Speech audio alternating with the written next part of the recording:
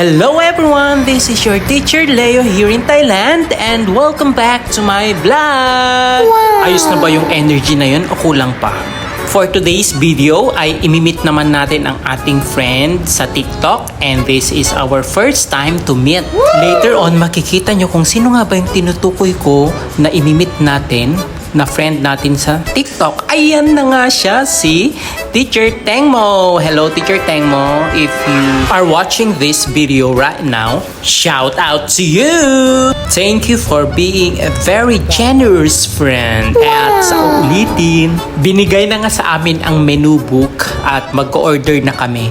Pero since hindi naman ako familiar sa mga ganito na kainan, mga social, alam niyo naman, poor tayo at hindi natin afford lagi yung mga ganito. Pero since may nag-sponsor sa atin, ay itrinay din natin, why not, diba? Nagtitingin-tingin na nga kami that time nang orderin namin. Sabi ko sa kanya, kung ano yung order mo, yun na rin sa akin. O diba, play safe tayo. Baka magkamali pa tayo ng bigkas, blueberry pa tayo, chess cake dyan. Baka magaya pa tayo kay Melay at baka lamunin tayo ng lupa ng buhay dito. Ayaw ko namang mangyari yun. Ayan na, dumating na nga ang aming order at kakain na kami.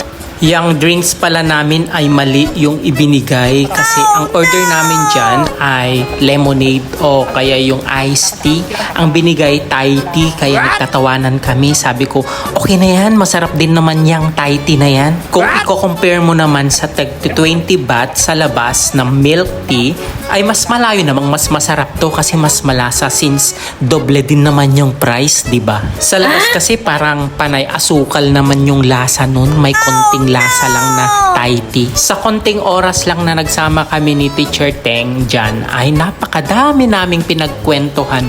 Kasama na yung mga ang gagaling umutang. Pero syempre, hindi ko sasabihin sa inyo kasi nga, secret lang namin.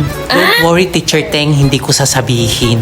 O diba, nabusog na yung tiyan, nabusog pa sa chismis. Oh my God! At eto na nga guys, pagkatapos nagpakabusog sa chismis at sa kainan, ay pumuntang CR. Kasi gustong lumabas nung Thai tea na ininom ko. Pagkatapos doon, ay tinanong niya ako kung gusto kong kumain ng ice cream. Ay, syempre, sino ba namang tatanggi dyan?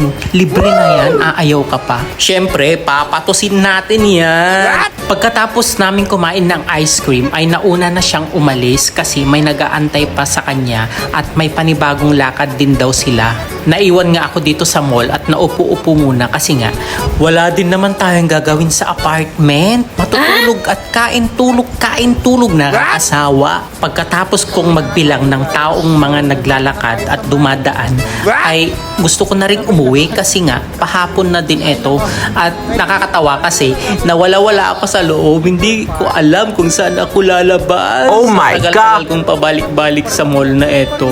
Sa sobrang luwang nga ba naman kasi guys, laging struggle sa akin kung saan ba ako lalabas. Anyway guys, thank you very much for watching and don't forget to follow para maging updated sa mga bagong upload ko na vlog. Once again, this is your teacher Leo here in Thailand.